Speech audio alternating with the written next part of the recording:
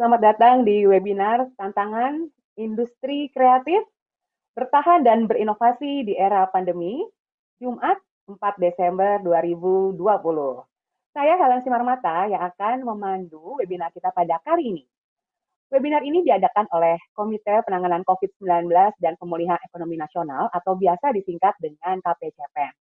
Baik, teman-teman tadi sudah tahu bahwa topik webinar kita pada hari ini adalah tantangan industri kreatif bertahan dan berinovasi di era pandemi. Ini topik yang sangat menarik sehingga saya tahu sekali banyak teman-teman yang sudah tidak sabar untuk mengikuti webinar ini. Memang seperti yang telah kita ketahui bersama ya bahwa pandemi COVID-19 telah menimbulkan tantangan besar terhadap berbagai sektor dan salah satu yang paling kena ini adalah industri kreatif. Untuk itu, para pelaku industri kreatif harus tetap berinovasi agar mampu bertahan di masa pandemi. Ya, teman-teman, sudah hadir bersama kita Gusti Kanjeng Ratu Bendoro yang merupakan putri bungsu Sri Sultan Hamengkubuwono X dan juga Gusti Kanjeng Ratu Hemas menjadi penghageng Pawedanan Hageng Punakawan Nitya Budaya yang bertugas untuk menjaga dan melestarikan kawasan wisata di lingkungan Keraton Jogja. Selain itu, beliau juga aktif memimpin organisasi untuk membina UMKM di Indonesia Council for Small Business Daerah Istimewa Yogyakarta, dan juga aktif di Badan Pengurus Daerah Asosiasi Kelompok Usaha Peningkatan Pendapatan Keluarga dari BKKBN. Selain itu, beliau adalah lulusan International Master Heritage Culture Tourism Management dari Edinburgh Napier, dari Skotlandia ya. University yang aktif menjadi Direktur Hayana Cosmetics dan Nur Kadatian Spa produk perawatan tubuh dengan bahan alami yang diolah dengan memadukan cara tradisional dan modern untuk hasil terbaik. Dan sudah hadir nih di tengah-tengah kita Gusti Kanjeng Ratu Bendoro. Tapi sebelum halo Gusti Kanjeng Ratu Bendoro sudah hadir ya? Tapi sebelum saya mempersilahkan kita untuk ngobrol, saya ingin mengajak teman-teman semua yang sudah hadir di sini untuk menyaksikan terlebih dahulu sebuah video profil dari Gusti Kanjeng Ratu Bendoro ini. Silakan.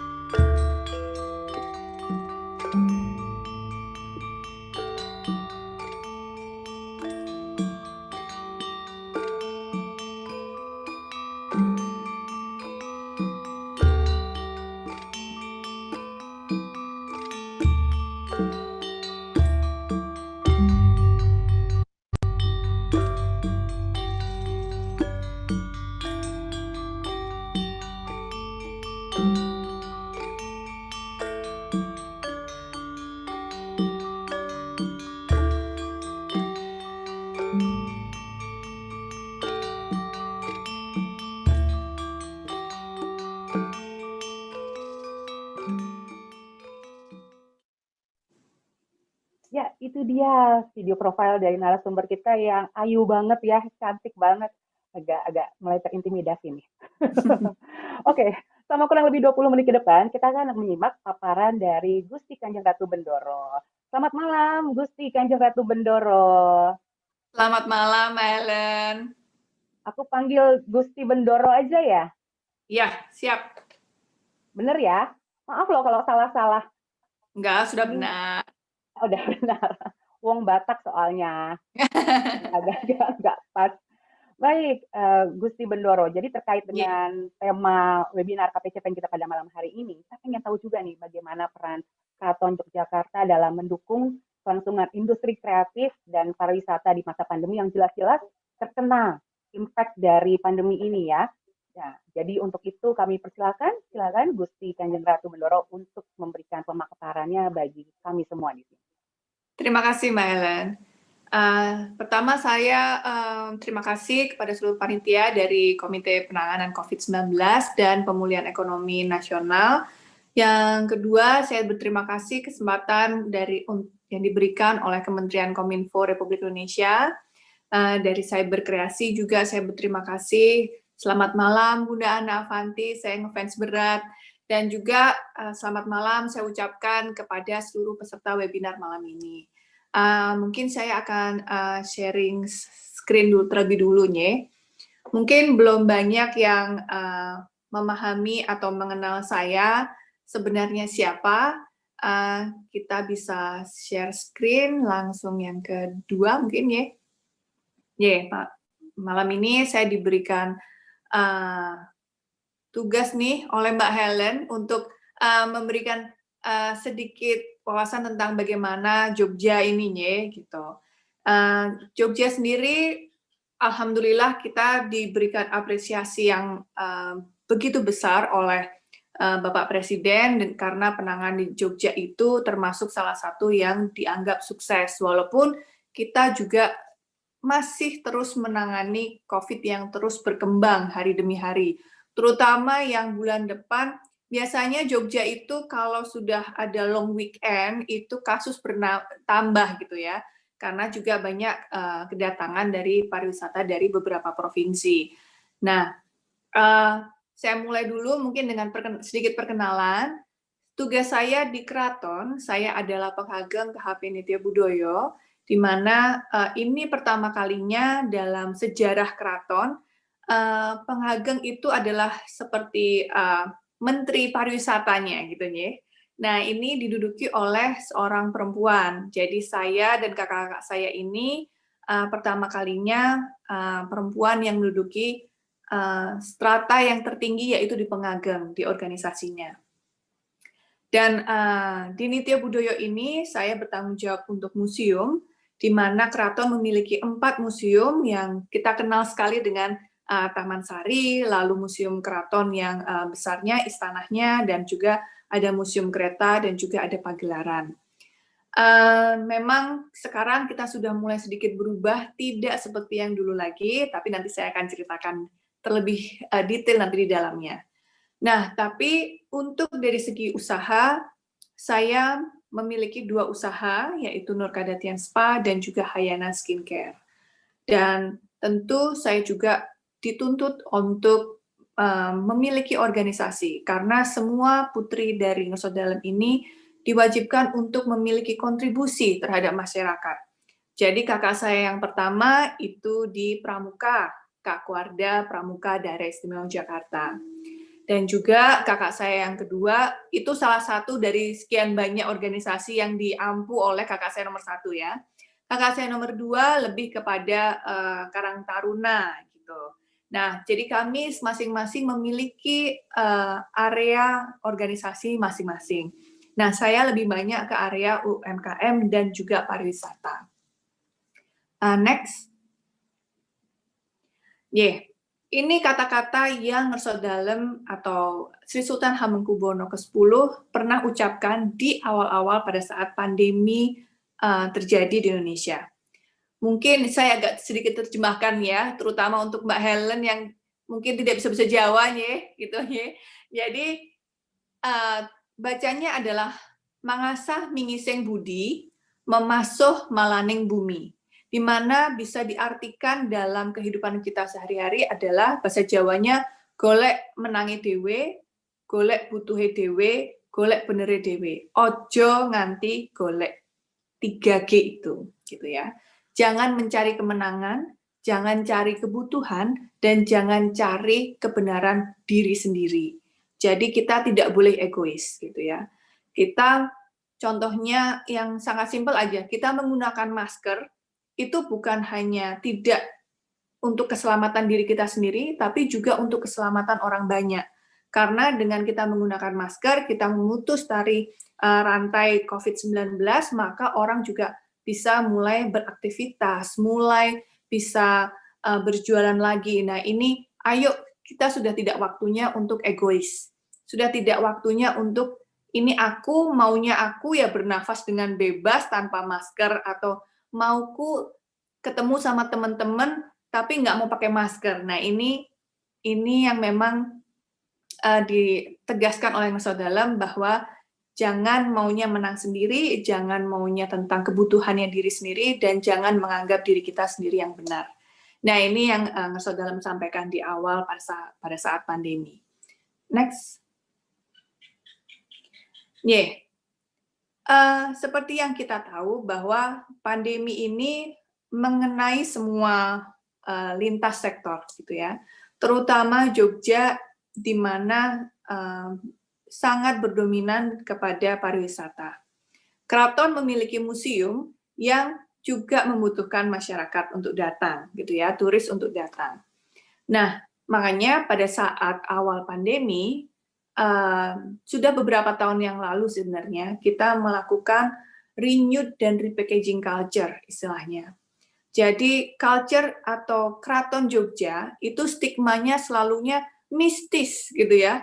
Keraton ini baunya mistis, pokoknya ada apapun itu mistis dengan kemistisan yang ada dengan segala macamnya. Tetapi bukan itu. Ada yang juga bilang bahwa budaya itu kuno gitu ya. Nah, pesan dari Ngerso Dalem sebenarnya beberapa tahun yang lalu, kurang lebih 10 tahun yang lalu, adalah bagaimana kita merepackaging culture. Karena sebenarnya culture itu tidak ada yang kuno, tidak ada yang modern. K-pop itu bukan culture yang modern. Dan culture-culture dari negara lain itu bukan sesuatu yang modern, terus kita ini culture-nya adalah culture kuno, bukan seperti itu. Hanya bentuknya, bagaimana kita merepackaging culture tersebut. Nah, jadi ini adalah misi dari saya dan kakak-kakak saya untuk bagaimana kita bisa merepackaging culture dan mengenalkan kembali kepada masyarakat, terutama kaum milenial sekarang. Gitu. Makanya beberapa waktu yang lalu mungkin peserta webinar yang hadir hari ini bisa lihat di Keraton sudah punya YouTube. Jadi kita sudah punya YouTube dan kita barusan beberapa tanggal 1 Desember kemarin kita mengeluarkan video pendek dengan berjudul Marak. Itu rekor kami di mana 1 jam saja sudah 25.000 orang yang menonton. Dan sampai hari ini saya udah nggak tahu, tapi dia terus naik dari tanggal 1 Desember kemarin. Reaksi dari masyarakat betul-betul overwhelming. Karena memang ini bagaimana kita mengenalkan budaya di dalam keraton, tetapi dengan yang istilahnya repackaging. Dan juga seperti hajat-hajat dalam atau acara-acara ritual dari keraton, yang akhirnya mau tidak mau kita harus repackaging dikarenakan pandemi ini, gitu ya. Karena kita sebenarnya setiap tahun ada acara seperti grebek, seperti skaten, dan ini setiap tahun selalu mengumpulkan ribuan orang, ribuan massa dari desa seluruh penjuru di Jogja maupun juga di Jawa Tengah. Nah, karena ini di tengah pandemi kita nggak mungkin kan ngumpulin orang 1.000 begitu, gitu kan. Jadi acara keraton, acara tradisi tadi kita tetap adakan, tetapi kita repackaging. Intinya tetap ada, tetapi kita menjadikan itu sesuatu yang internal. Kalaupun memang itu butuh untuk kita publikasikan, tentu kita menggunakan jalur-jalur seperti online dan kita perkenalkan lewat YouTube, kita perkenalkan lewat Zoom, dan seperti misalnya contohnya adalah saat ini Keraton juga memiliki pameran tentang Sri Sultan Hamengkubuwono II. Biasanya kalau kita pameran itu reaksi dari masyarakat mancanegara maupun juga domestik itu sangat overwhelming. Nah, karena kita tidak mau tiba-tiba dimarahin oleh gugus tugas gitu ya, jadi kita menggunakan virtual tour yang sebenarnya tadinya nggak pernah kepikiran untuk kita adakan. Akhirnya kita adakan. Dan ini barusan beberapa hari yang lalu kita dapat konfirmasi bahwa kemungkinan nanti dari Kedutaan Besar Inggris pun ingin sekali punya slot satu waktu virtual tour untuk khusus masyarakat Inggris yang tertarik kepada culture dari Yogyakarta. Nah, contoh-contoh seperti ini yang akhirnya kita terpaksa harus olah karena kita tidak boleh berhenti menyiarkan tentang budaya kita hanya karena pandemi gitu ya. Tapi kita bagaimana caranya kita terus berpikir untuk merenew dan repackaging culture ini gitu. Nah, ini untuk dari segi kebudayaan keraton. Kita intinya tidak mengganti apapun yang memang itu esensial, memang itu pakemnya, tetapi kita hanya merepackaging ulang. Next. Selanjutnya saya berbicara tentang lini bisnis saya, Nurkadatian Spa. Nurkadatian Spa ini bisa dilihat itu areanya sangat kelihatan seperti keraton ya, karena ini memang masih di area milik dari keraton, tetapi tidak di keraton. Jadi ini di Ambarukmo, di area Ambarukmo, di mana ini adalah peninggalan sejarah dari Sri Sultan Hamengkubuwono ke-7. Nah, Nurkadatian Spa ini kami bangun sebagai perkenalan bagaimana putri keraton itu merawat kulit dan ritual spa-nya di dalam keraton, tetapi bisa diakses oleh publik. Jadi beberapa tahun yang lalu kami menemukan seperti manuskrip tentang spa dan juga bagaimana cara memijatnya juga itu kita menggunakan gerakan seperti tari. Dan ini sebenarnya kita barusan saja merayakan ulang tahun ke-8, dan yang pasti 8 tahun itu bukan waktu yang pendek dan bukan waktu yang panjang, dan perjalanan kita masih panjang sekali, dan tiap tahun selalu ada tantangannya sendiri. Dan tahun ini adalah COVID-19. Karena ini adalah bidang jasa, maka di awal pandemi kita dipaksa harus tutup selama 4 bulan pertama. Jadi benar-benar pemasukannya adalah zero. Dan jujur di Nurkadatian Spa ini perputaran ekonominya atau omsetnya itu belum sempat untuk saya menabung dana darurat yang begitu banyak. Karena walaupun sudah 8 tahun, tapi kami masih berinovasi. Dan dana darurat yang kami siapkan itu hanya 1 bulan. Dan dalam 1 bulan itu kita harus bagaimana memikirkan cara untuk omset bulan depannya. Karena kita benar-benar tidak boleh membuka jasa, Nurkadatian Spa ini tidak boleh buka.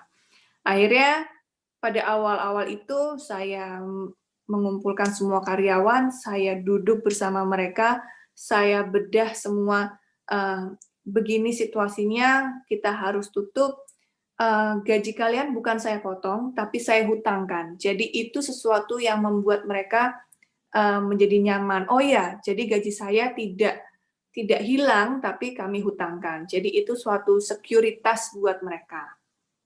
Dan akhirnya mereka memahami juga, karena mereka juga tidak ada uang transportasi untuk ke kantor dan segala macam, jadi mereka dirumahkan semuanya, jadi mereka sangat-sangat paham. Tapi saya juga minta seluruh karyawan kita brainstorming gimana caranya untuk kita bongkar, kita lihat gudang, apa aset kita yang bisa kita repackaging ulang gitu ya, untuk kita coba jual untuk menjadi omset di bulan depannya. Nah, memang untuk suatu usaha di pandemi ini kita harus pintar-pintar untuk beradaptasi.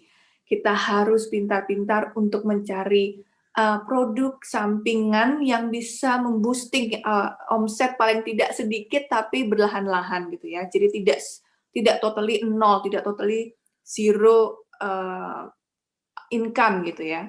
Nah, ini akhirnya kita ada beberapa produk yang come and go, yang berhasil dan tidak berhasil. Salah satu produknya yang kita sangat-sangat gaungkan di luar sana adalah paket donasi. Paket donasi ini paket donasi anak istimewa. Jadi kami juga sempat melihat bahwa Yayasan Sayap Ibu di daerah istimewa Jakarta dan juga SLB Daya Ananda, mereka juga terdampak oleh COVID-19. Kok bisa gitu Yayasan Sayap Ibu terdampak? Karena memang mereka membutuhkan dana dari dinas sosial, dan memang dana sosial ini banyak yang terpotong gitu ya. Dan jadi kita merangkul Yayasan Sayap Ibu dengan anak-anaknya yang mengkreasikan tasnya gitu ya. Harap diketahui bahwa SLB Daya Ananda ini mayoritas anaknya adalah cacat ganda. Jadi memang tidak hanya satu difabel, tapi memang multi difabel. Jadi gambarannya mungkin tidak terlalu bagus, tapi ini sudah suatu kebanggaan untuk mereka. Karena 50% dari penghasilan ini kami serahkan kepada mereka. Jadi jamu kan lagi marak ya, jadi karena lagi booming kembali, kita paketkan dengan tas yang dibuat oleh mereka. Dan ini yang membuat kita memiliki roda berputar di Nur Kadatian Spa. Tiap usaha akan sedikit berbeda penanganannya. Saya lanjutkan ke Hayana Skincare. Nah, kalau Hayana Skincare ini sedikit berbeda. Next, Mas. Ya, Hayana Skincare ini sedikit berbeda. Hayana Skincare ini ternyata di tengah pandemi dia masih survive sekali. Di awal-awal itu memang berat sekali. Jadi 6 tahun yang lalu saya masuk ke dunia skincare dan kepedean saya bilang, oke, saya mau pokoknya semuanya offline, saya taruh di toko semuanya dengan jalur distribusi saya buat sendiri. Ternyata tidak segampang itu. Suatu usaha tidak segampang itu. Dan juga tidak gampang masuk ke dunia online yang oke, saya cuman masukin gambar di Instagram dan akan laku keras gitu ya. Itu juga tidak ternyata. Lalu saya sempat mencoba reseller, dropshipping. Ternyata yang terjadi adalah produk Hayana ini perang harga. Perang harga dan kualitasnya tidak bisa kami jamin. Karena reseller ini membeli dengan potongan diskon yang lumayan besar dan barang ini berada di rumah mereka atau di tempat usaha mereka. Dan kita tidak pernah tahu itu ditaruh di mobil yang panas, yang bagaimana, hingga kita tidak bisa memaintain kualitas dari barang kami tersebut. Dan baru setahun yang lalu, tepat di bulan Juni, kami menemukan sistem yang tepat, yaitu adalah affiliate marketing. Saya nggak tahu deh, mungkin yang hadir webinar kali ini sudah tahu tentang affiliate marketing atau belum. Jadi affiliate marketing ini saya pemilik Hayana, saya bekerja sama dengan pihak lain, di mana pihak lain ini beriklan di Facebook, beriklan di media sosial, dan kami dari Hayana memberikan link khusus untuk setiap memberikan link khusus dan CS khusus yang dedicated untuk misalnya affiliate 1 gitu ya, affiliate A gitu ya. Lalu affiliate B juga memiliki link khusus dan juga CS khusus. Jadi bila nanti ada yang melihat iklan si A, lalu klik dan dia langsung tersambung ke CS tersebut. Dan pembayaran itu semua langsung ke pihak Hayana dan juga pengiriman dari Hayana kepada customer langsung. Jadi dengan begitu tidak ada lagi perang harga dan juga kualitas itu terkontrol karena dari kami. Dan ini saya beruntung banget untuk menemukan sistem ini tepat waktu karena memang membutuhkan proses ya. Kita baru melihat signifikan increase dalam 3 bulan pertama. Dan lalu pandemi tiba gitu ya. Benar-benar tepat waktu lah. Saya nggak kebayang nih kalau misalnya saya belum pindah ke online dan ternyata pandemi datang, saya nggak tahu gimana caranya subsidi silang karena Nur Kadatian sudah zero omset, Hayana Skincare juga kalau di toko juga pasti akan tutup gitu ya. Ternyata di online ini memang mempengaruhi sekali. Dan bisa dibilang tidak terlalu banyak perubahan. Hanya saja beberapa bulan terakhir ini karena begitu banyaknya UMKM mulai terjun ke dunia online, maka persaingan tentu lebih berat dari sebelum pandemi karena tiba-tiba semua berubah ke online dan mereka semua istilahnya sekarang melek online gitu ya, melek media sosial. Jadi semua UMKM coba diteroboskan semua melewati online. Dan juga yang membuat kita agak sedikit lebih susah daripada awal pandemi adalah karena sekarang Facebook sudah memberikan pajak. Jadi kalau kita beriklan di Facebook, tidak hanya jumlah klik yang kita bayar, tetapi juga ada pajaknya, yaitu 10%. Jadi kalau dulu sebelum pandemi istilahnya saya beriklan 10.000, mendapatkan kembali 40.000, pada saat pandemi saya beriklan 10.000, saya cuma dapat sekitar 35.000.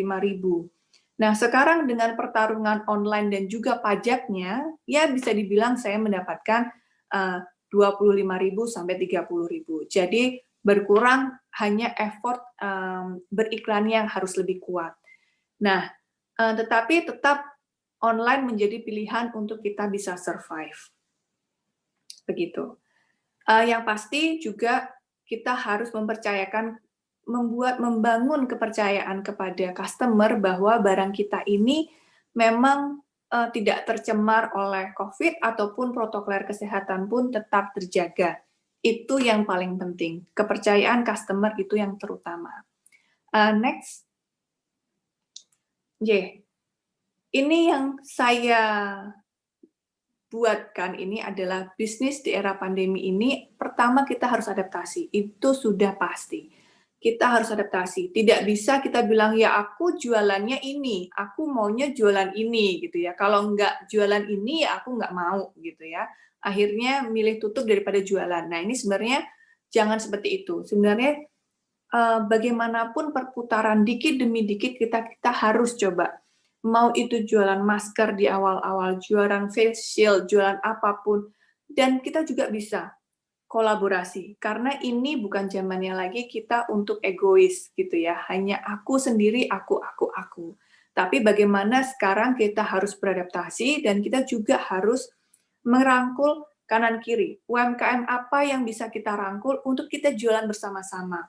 Istilahnya kalau batu kecil kita lempar ke dalam kolam, bunyinya cuma plung gitu, tidak ada yang akan mendengar. Tetapi kalau batu kecil-kecil kita taruh di kantong yang akhirnya menjadi banyak, kita lempar ke kolam, maka suaranya akan lebih nyaring. Banyak orang yang akan melihat. Nah, kurang lebih ini yang menjadi konsep saya. Dan yang pasti, cash flow dulu. Kita berjualan dikit demi dikit, yang penting cash flow untuk kita terus bertahan sampai pandemi selesai. Amin, semoga cepat selesai. Dan yang terakhir adalah bagaimana kita harus survive. Kita harus survive sampai pandemi ini selesai dan kita juga harus menjaga kepercayaan customer. Dan ini juga hal yang sangat penting dalam dunia pariwisata. Pariwisata di Jogja ini bisa dibilang tidak 100% tutup gitu ya, karena kita memang tidak pernah seperti Jakarta PSBB yang tutup 100%, tetapi kita semua sudah jadi kepala dinas pariwisata di DIY ini sangat aktif untuk ngecek, Mbak. Saya sempat juga ditegur sama gugus tugas karena ada turis yang masuk maskernya cuma menutupi mulut, tidak sampai hidung. Nah, ini hal-hal yang memang perlu dicermati. Dan mereka rajin sidak mendadak di tempat. Jadi setiap tempat pariwisata harus lapor kepada gugus tugas kabupaten maupun desa, kecamatan sampai desa dan segala macam. Dan mereka itu bekerja sama terus dan mereka rajin sidak. Jadi ini untuk bagaimana kita bisa roda ekonomi Jogja ini tetap bisa berputar. Karena bisa dibilang pariwisata itu hanya ibunya saja.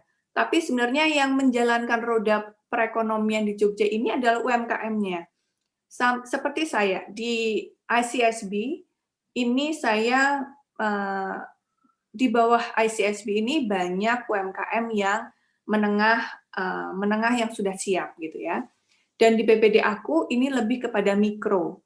BPD aku ini kami menangani UMKM kelas mikro sampai menengah, di mana lucunya adalah di bawah naungan BKKBN. Karena sebenarnya ini garda-garda ibu-ibu ber-KB yang diberikan dana modal untuk ayo kita berbisnis, sambil kita ber-KB. Istilahnya kalau kamu KB, kamu bisa kerja. Istilahnya begitulah Mbak Helen.